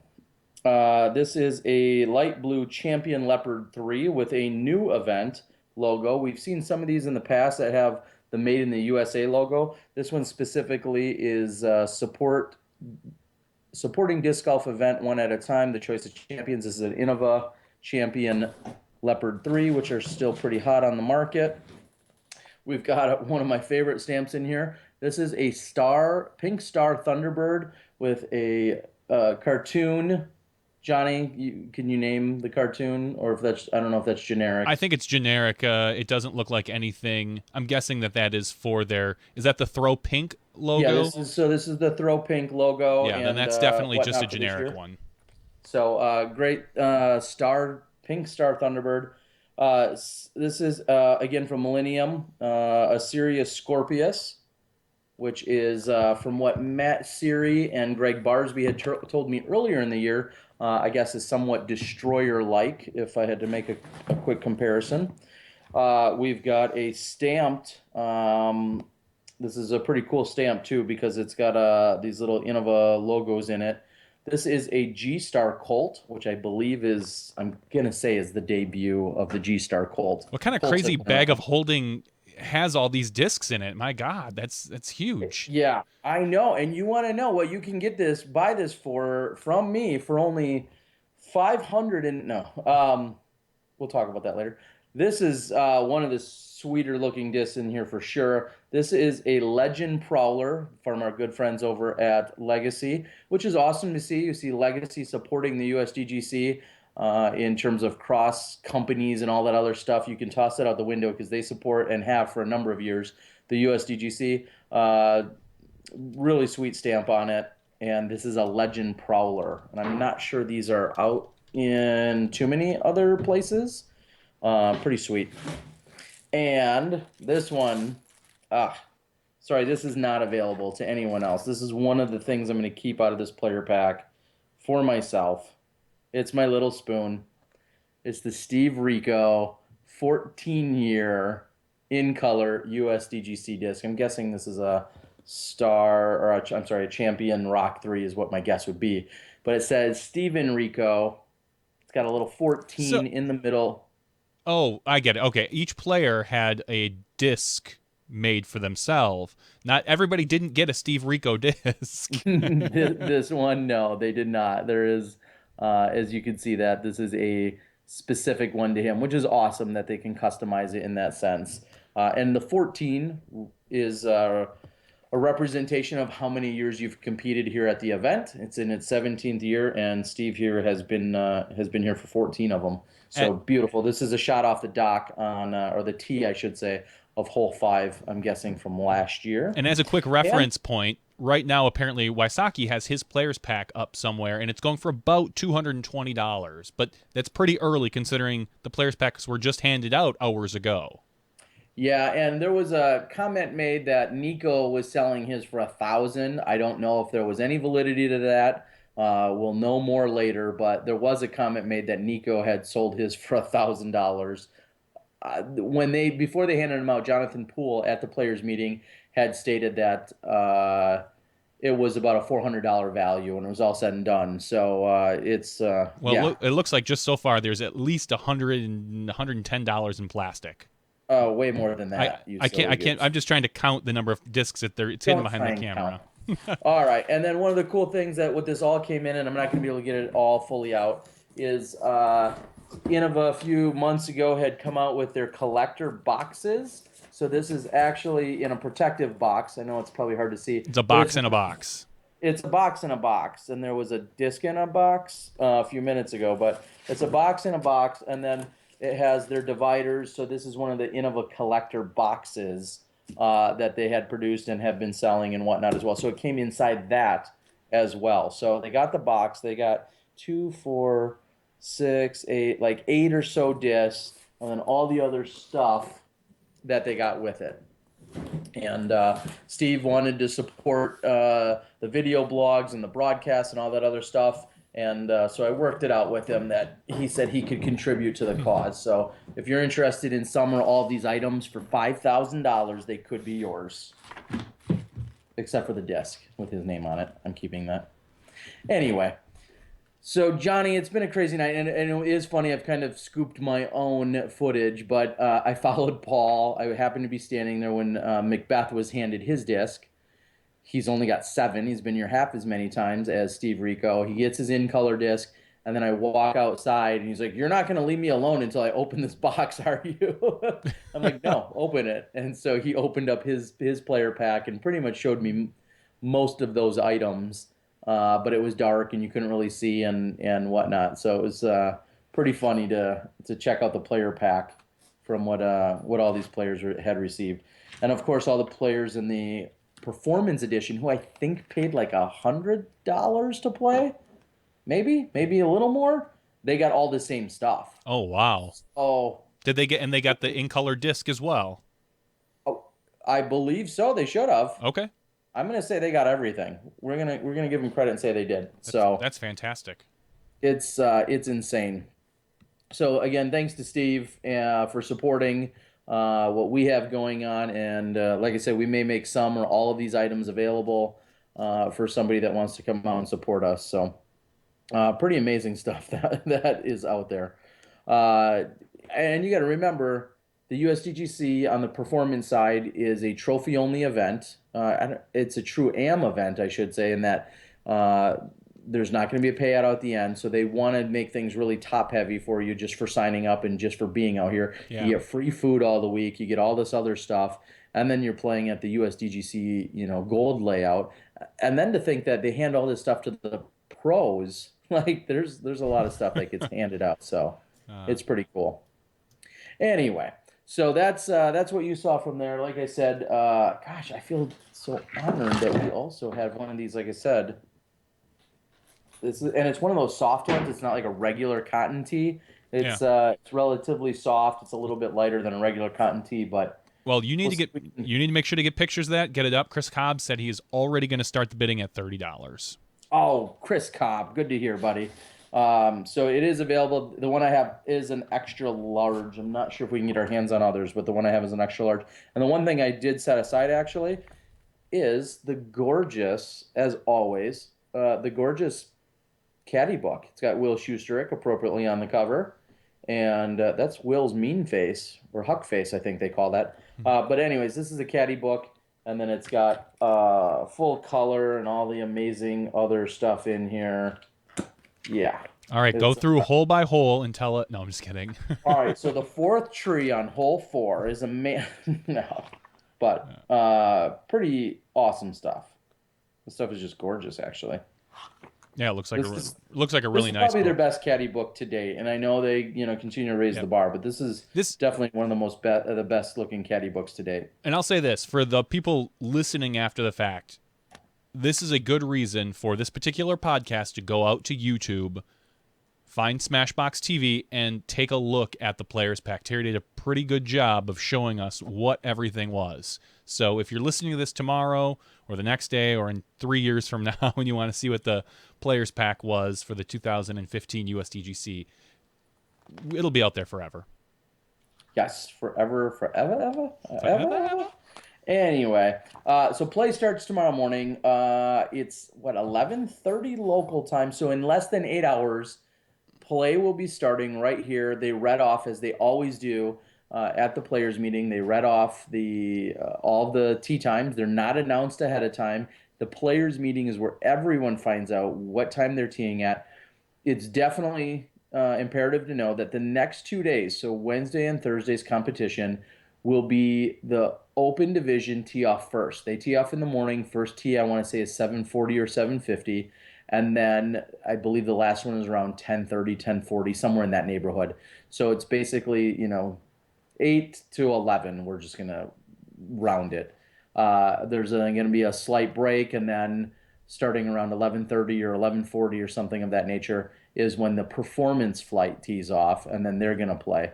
And then obviously come Friday and Saturday, we're going to be going live right around 2 o'clock Eastern time, and that's when you're going to see the open flight, the final card of the open flight tee off. So certainly worth noting out there. I'll admit this is the first time I have not been able to keep on top of all the comments going on out here, but those are some of the exciting things that are taking place. So excellent. Now let's talk. Wow. Let's talk real quick about the qualifiers yesterday. Okay. Paige Pierce did not end up qualifying. She was close, but when you interviewed her, she was on the bubble. Correct. She at the time when I had interviewed her, I know some of you saw it on the Spins channel. When I had interviewed her, she was in contention to be in the playoff with her 71. There was or 72, whatever it was. I believe it was a She was right in 72. contention. And a little while after that, that's when we saw, and Ben Wiggins at the time, obviously when I interviewed him, he was certainly in. And he had the hottest score at that time. And then we saw Cam Lincoln come in. And one thing I didn't even note in his interview that I did with him is not only did he have Johnny McRae on the bag, but he had his dad walking along with him. Oh, His that's dad nice. plays disc golf. It's very much a family affair. And I just think that's awesome that his dad was on the card in the round, playing in the rain and all the other adverse conditions, and he got to watch his son qualify for the event.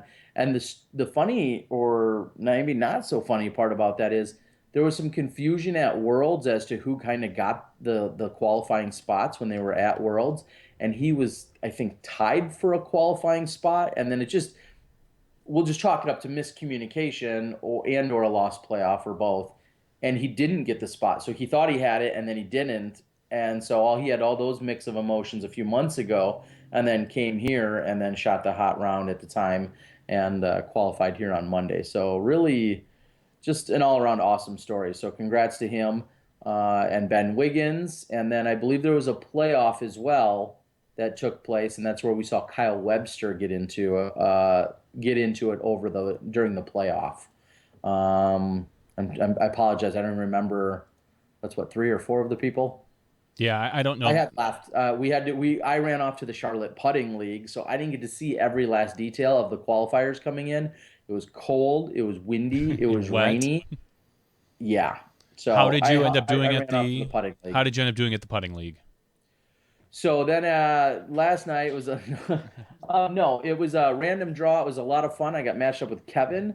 Kevin, one of the podcasters here, who's from Final Round and another round and Final Round, and does a podcast. He was an awesome partner to have. We came up short. We won 3 matches. We lost 3 matches. The highlight of the night was definitely KJ Nybo and I going putt for putt and making like 12 or 14 or so consecutive putts against one another. Wow. And it was awesome. We never missed. Neither one of us missed. Is that somewhere out there we can find it? It will be at some point when I get around to editing, maybe. But we'll put it out there as a quick clip. It was a lot of fun. Yeah, you'll see something like that sometime soon. It was awesome. Cool. So real quick, I'm going to kind of fill in for Dana here. Okay. We've really only got one other A tier going on this past weekend. I would hate to.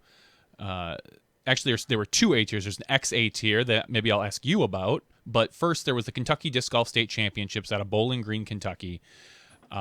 It looks like Logan Bowers, rated 1,004, took that one home pretty easily for $1,310. He's a 1,004 rated player. He beat Tyler Horn, who's a very solid player, Trevor Harbolt, Zachariah Johnson, Weston Isaacs, Ryan Telly-Brettel, and then the ageless, take a wild guess. If I'm going to say the ageless, Ed Birdie. Rick Vokes.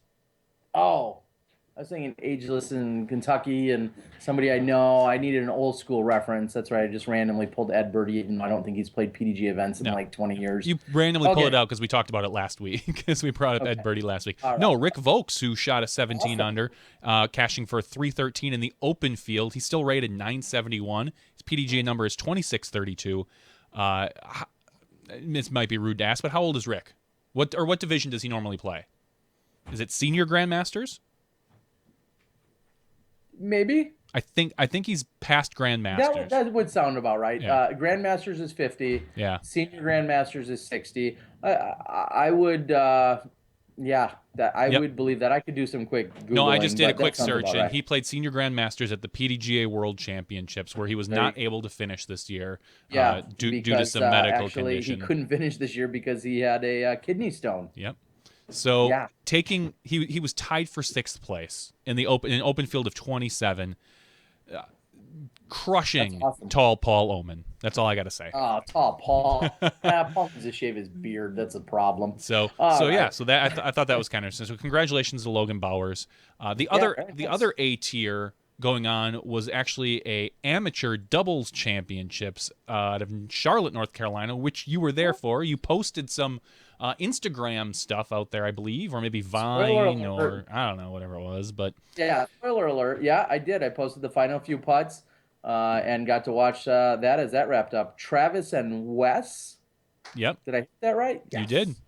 Travis and Wes, who I think I met that day, just played phenomenal in some very less than ideal conditions. And it was really kind of a two-horse race at that point when they were starting off that fourth and final round.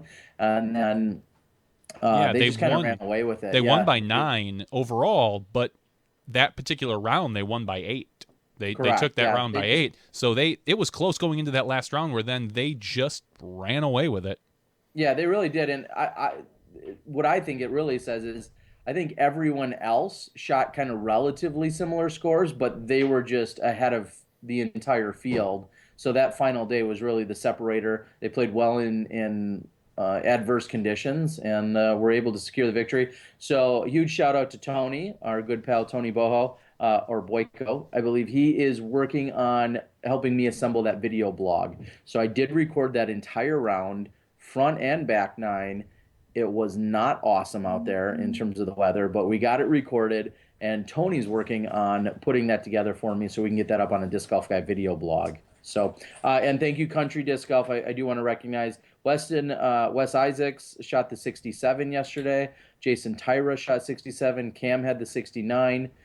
Justin Sampson, who I apologize, I don't think I know Justin personally, shot a 69, and Kyle Webster shot the 70. So those were our Monday qualifiers for the audio listener. So very, very close and competitive match out there. Max Nichols being probably one of the most notables who was not able to qualify. Him along with Double G, who had showed up, and neither of them able to post a score that got them in. Max's second round, I believe, was on the bubble. 70. Yeah, he was on the bubble for a while. I don't know if it was a 70. I think the 70s were part of the tie. Originally he came in with like a 74 or 72. Yeah. And then he went back out for another round. He finished with a 70, getting him into the playoff, and then he lost in the playoff. Okay.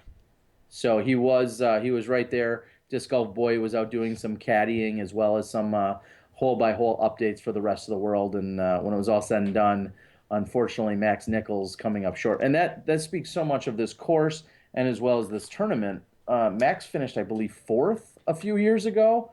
It's somewhat of a lefty favorable course, but he finished 4th, really catapulting him onto the Innova team. And it's just such a solid performance, but here he is not able to qualify this year at any other point earlier in the year or even here on Monday. So it's pretty competitive.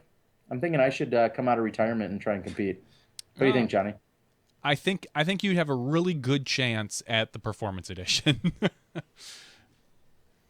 Yeah, sorry. Calling it.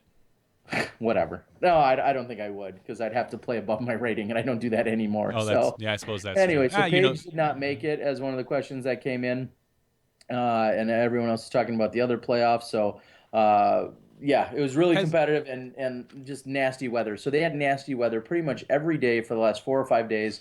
We get out here today, here on Tuesday, and it's gorgeous, and it's supposed to be pretty good weather for the next 3 or 4 days as the action is getting underway. So, Johnny, we're going to have another special guest. I just sprung this on you. You have to cue up the shot, joining us here for a few brief moments to give us some insights for this year. We're going to have Dustin Keegan joining us here.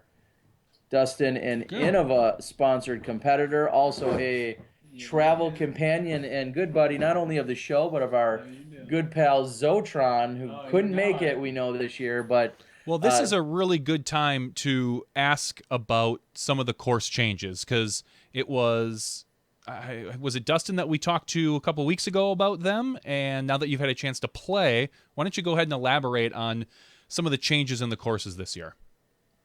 Well, I think they're not as drastic as I thought 2.5 weeks ago before I saw them.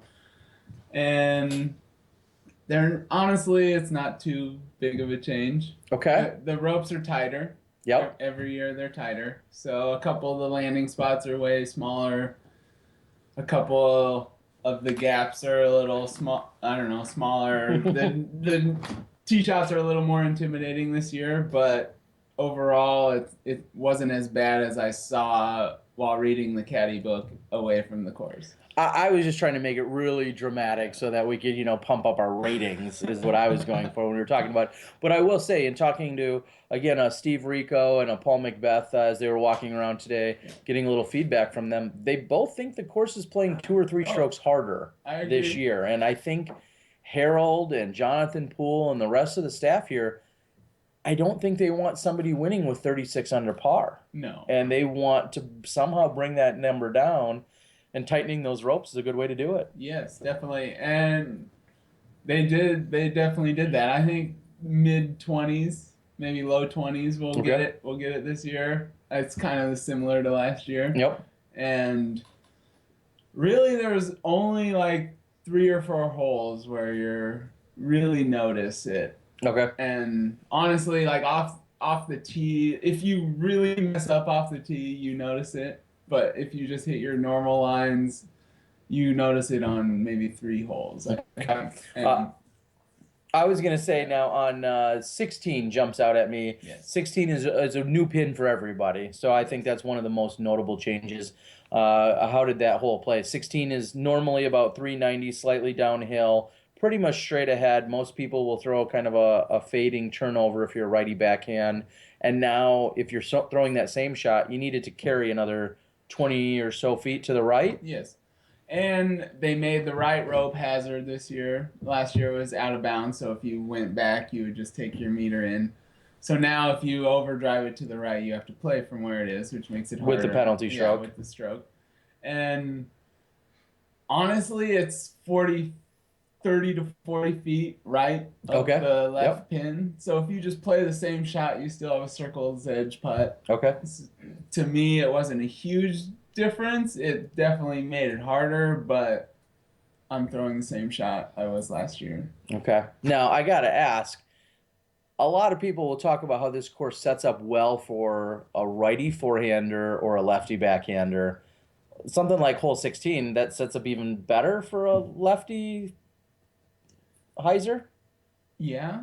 Okay. I'm just saying, if you're doing the math here on who you're trying to help out. Nice 400-foot hyzer lefty, but like that's not an easy shot. Okay. And to me, I just throw a straight 370-foot T-bird or whatever on the right side.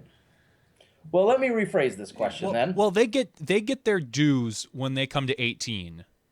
I mean, that's as a lefty, it's a little easier than a righty landing in that forehand, but it's still. I remember watching last year a couple lefties hit and just roll down that hill on 18. So yeah, no, 18 is one of the, I'll say, few very righty favorable holes, but I think they're few and far between out here, and 18 happens to be one of them. It is the finishing hole, only so you can think of that. Shot. Yeah, exactly. Only the second shot even. So there's a lot of conversation about how this course can set up well for a forehand or a lefty. So I'll ask this question: if for 1 week out of the year you could be left-handed, would you want to be? No. Okay. Absolutely not. Wow. I honestly feel like this course is pretty fair. Okay. Both ways. Okay. There's a handful of hard holes that I wouldn't want to be a lefty on. Okay. So I'll fair enough. Take my risk on the other ones that might benefit it. Okay. No, that makes sense. Yeah. 5, I think, is the other biggest change. Yeah. Talk a little bit about that mandatory that they added, so everyone has to throw over the lake. I'm not a big fan. Okay. Personally, I think it's a great hole. It's one of my favorite holes on the course. The second shot is very underappreciated. I think it's the hardest shot on the course. Yep. Minus hole 18. Sure. Second shot. And then it's the mandatory really doesn't serve it that, like when we played 2 days ago, there was a 30-mile-an-hour right to left wind, So there's honestly not very many options you could do to get to the green without going way right and having the wind push it. So it just kind of forced a shot that wasn't really possible Okay. or wasn't really there. Okay. And I don't know, just watching Johnny make the 250 footer from way After back, laying up to the right last way year. right. So it's like it's not that bad of a play to play safe. Like you can still for it, you can still par it, but I understand what they want. They want us to challenge ourselves and throw over water. They want the more dramatic shots. Sure. And I agree with that. Like that's a beautiful hole. That shot over the water is amazing. But with the certain winds on this course, it's almost impossible sometimes. Well, and some people, when you talk about risk and reward, you're kind of taking away the risk there because you have to throw it. I mean, the risk is still there, but it's a forced risk. And, some people want to play conservative and want to go out and around, and that's their play. That's what they're safe with.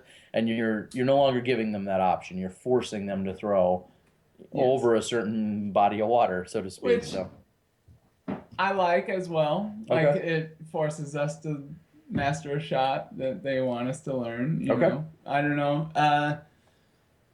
It's a hard hole. I'm playing for a 5 the whole time. Okay. But it's just like I just feel it wasn't necessary. Okay, fair enough. No, that makes perfect sense. Johnny, did we have any other major considerations, whether it be on the course or what other people should be expecting this week from us or beyond? No, I think somebody asked about the live coverage, whether it's going to be available. It will be available immediately on Spin 18's site, just as all of our live coverage is. It's available the minute we're done, and you can always rewind it. Dustin, what is your game plan for hole 17? Do you attack it? I go for it. That's the one with an island the on it. island hole with the hay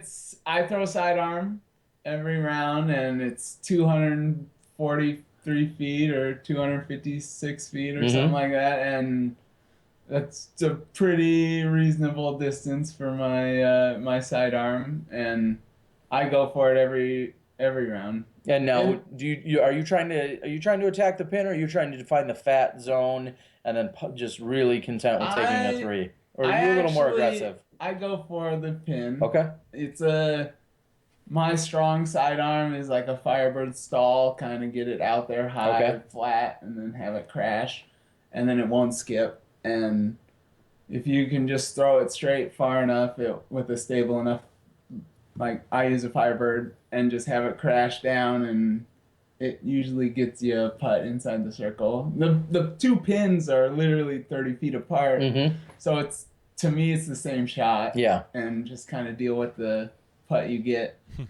But last year I shot 2 down for the weekend on that hole, so I'm not gonna change it. No. Just keep doing what I'm doing. It sounds like it sounds like you have your game plan, and that makes the one thing I get I would almost call it a career highlight. The last time I played here, I believe, was the Performance Edition, the first year they offered. I want to say that was 2011. Yeah. Wow, I'm getting old. And I'd have to look back at my stats. I don't know if they're available or not, but I want to say I went 4 down on that hole for the weekend. I birdied it every round, or I might have went 3 consecutive birdies and a par. Yeah. And either way, I was like, this is a good way to never play this course again. I'm out of here. Who cares what I took on 18 every round? You probably threw backhand. I threw backhand. Which is mind-boggling to me. Yeah. I don't know why anybody. If you saw my forehand, you'd know why I threw backhand. But I threw Ontario Rock. I know that. I threw an Ontario Rock every time and put myself pretty close each time. And that may be a career highlight I just have to live with here at this course. If I'm shooting lights out going into 17, I'll lay up. Really? Okay. I'll lay up. I have no problem with laying up. Do you feel like that shot from the layup zone onto the green is still a really challenging shot, or not really? Not really. Nah, ain't no thing. It's like 180 Okay. Yep. Like anyone on our level should be able to do Should that. be able. David Felberg, who we invited to the show tonight, and he stood us up. I'm just going to throw that out there.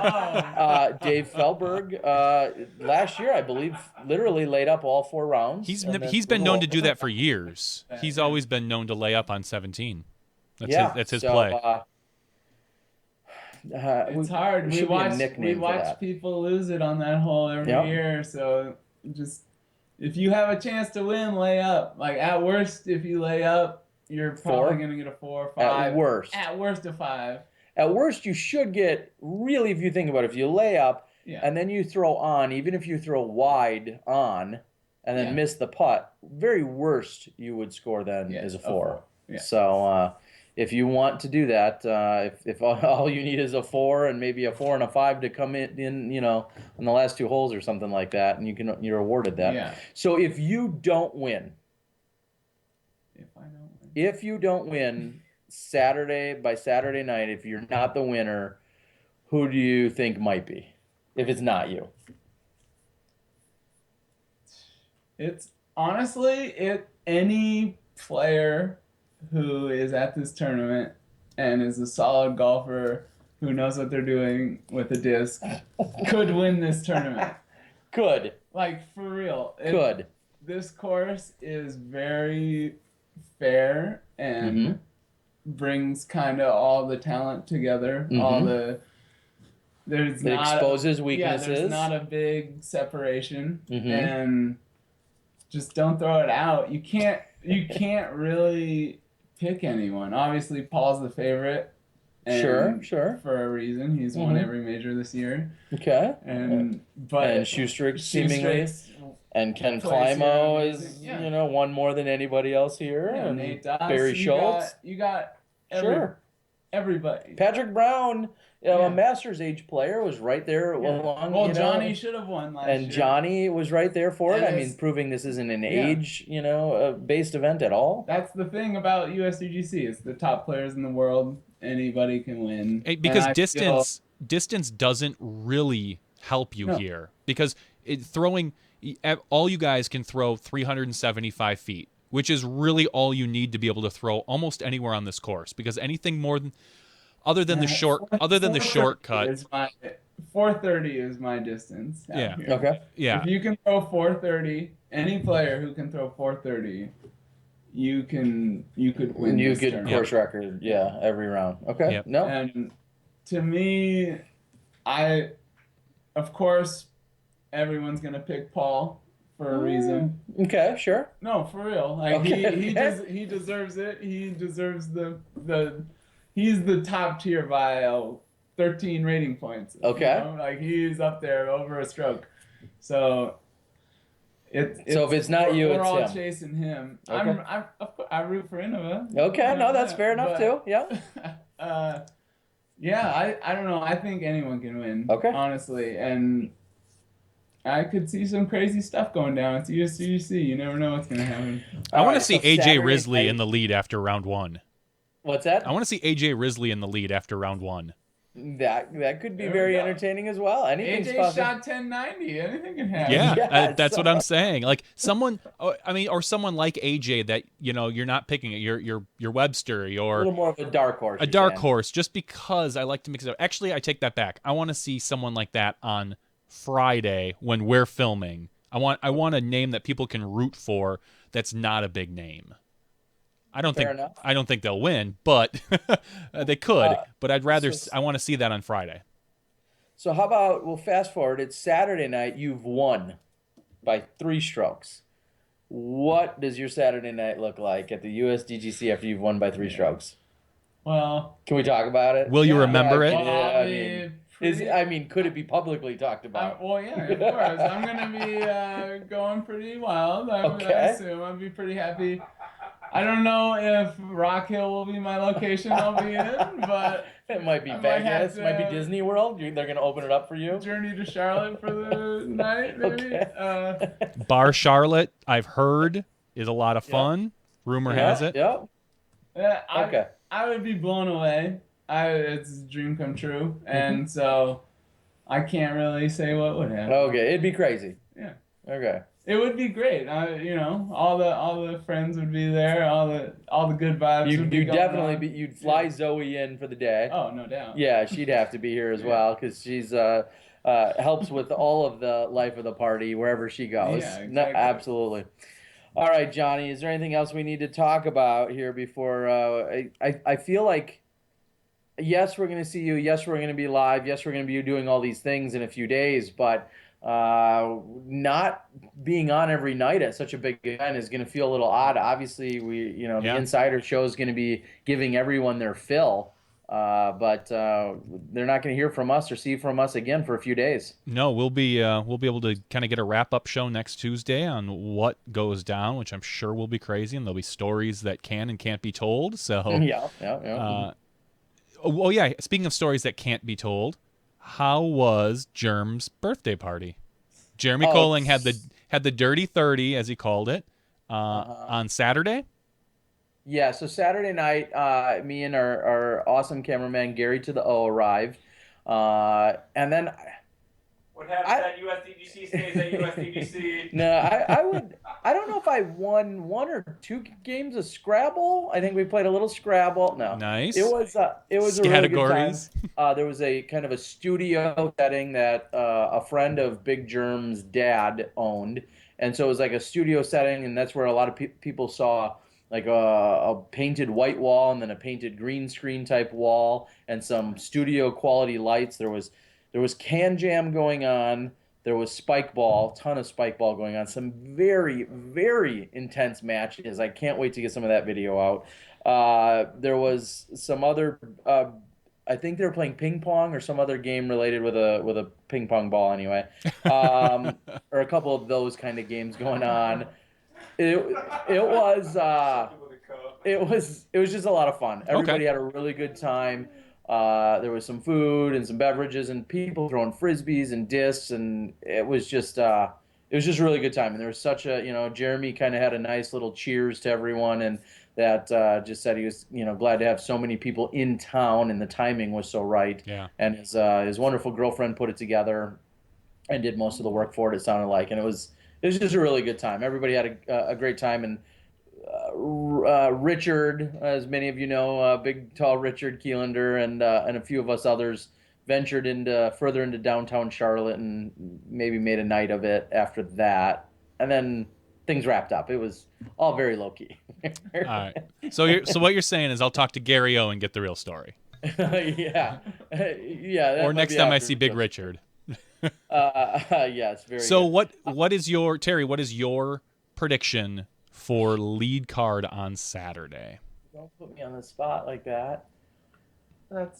You can't predict that. I mean, that's just it. It's you can. so- I mean, It's the USDGC. It's unpredictable. You can predict it. You can predict it. I Like mean- 4 people that throw frisbees I mean, predict it.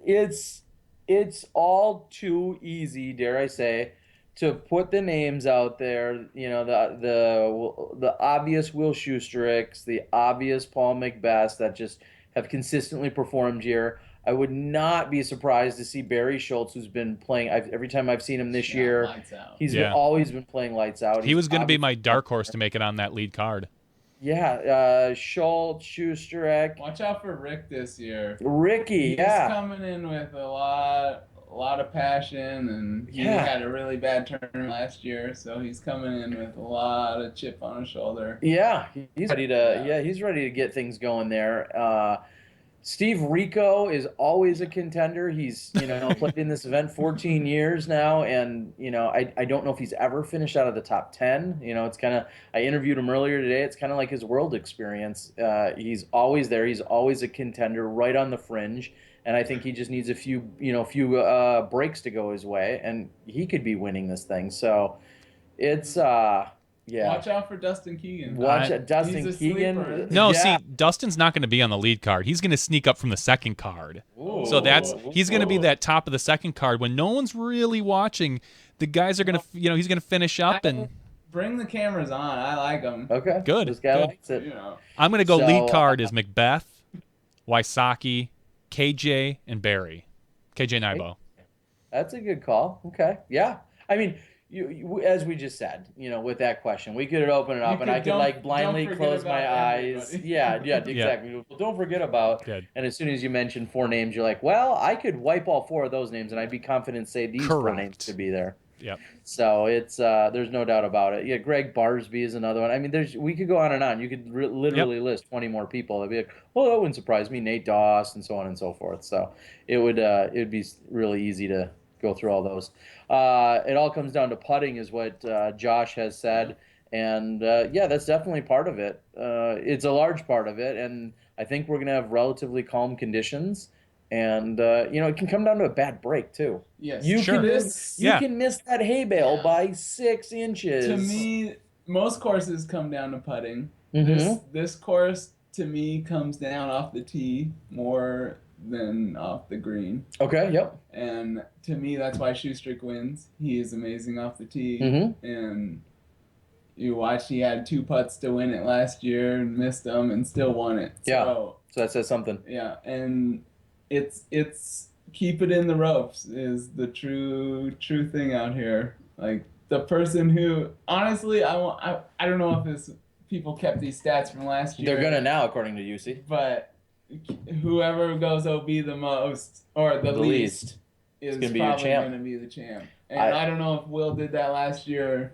He was probably close. Yeah. No, I agree with that sentiment. Yeah. It's those are because you're just giving away strokes at that point, and I think those people that are the most accurate, and that's where they always talk about. Every year they tighten the ropes, as you discussed, and it's like, well, the best of the best aren't probably even near the OB line to begin with, So it really is almost punishing the fringe, the fringe players a little bit more. So we'll see what happens.